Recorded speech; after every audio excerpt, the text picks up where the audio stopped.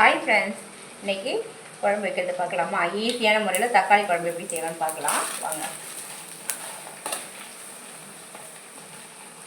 வெந்தயம் சேர்த்துக்கலாம், ஜீரகம் போட்டிருக்கேன்.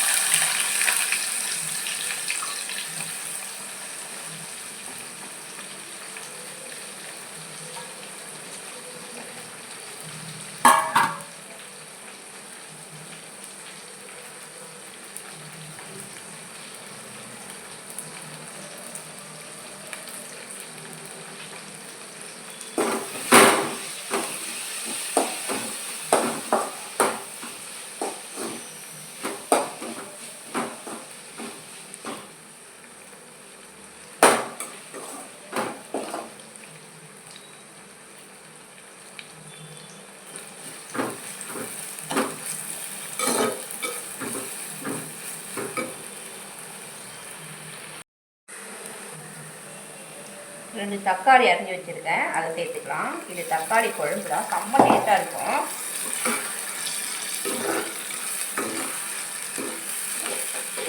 இதுக்கு உங்களுக்கு இன்னும் கொஞ்சம் புளி தேவைப்பட்டுச்சுன்னா நீங்கள் சும்மா ஒரு கொட்டை அளவுக்கு புளி எடுத்து இதை நல்லா இதை வதங்கின பிறகு ஊற்றிக்கிங்க. நல்லா டேஸ்ட்டாக இருக்கும். ரொம்பலாம் இதுக்கு புளி தேவைப்படாது. இது நல்லா வதங்கட்டும். இப்போது இந்த அளவுக்கு வதங்கிட்டால் போதும். இப்போ இதில் மிளகாய் தூள் சேர்த்துக்கலாம். இது வந்து நாங்கள் வீட்டு மிளகாய் தூள் தான் சேர்த்துருக்கோம். பாருங்கள், ரொம்ப மிளகாய் தூள் சேர்த்தாலே குழம்பு வந்து ரொம்ப டேஸ்ட்டு கொடுக்காது. இந்த அளவுக்கு சேர்த்தா போதும். இதால் ஒரு 1.5 ஸ்பூன் சேர்த்துக்கோங்க. ஒரு 4 பேர் சாப்பிட்ற மாதிரி நான் சொல்கிறேன் உங்களுக்கு அளவு.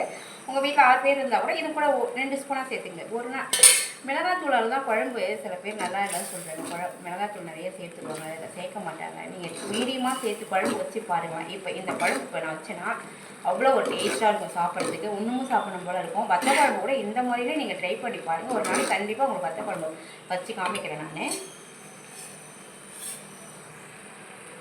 வதக்கி விட்டுட்டுனா போதும், கரெக்டாக இருக்கும். நல்லாவே வதங்கி விட்டு இப்போ தக்காளி அரைச்ச தண்ணி சேர்த்துக்கலாம்.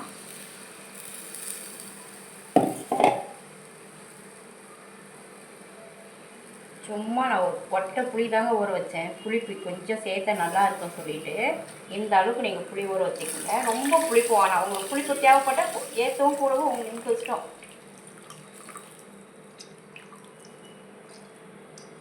பாருங்கள், இதையே தான் சேர்த்துருக்கேன் தக்காளி குழம்புக்கு.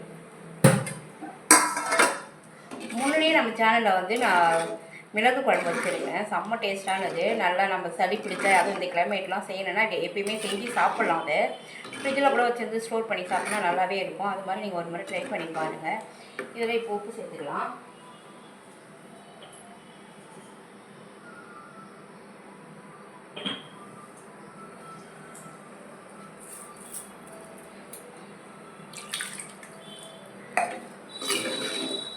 இப்போ இவ்வளோ தாங்க இதுக்கு. நான் 4 பேர் சாப்பிட்ற மாதிரி வச்சுருக்கேன். இதுவே கரெக்டானதாக இருக்கும்.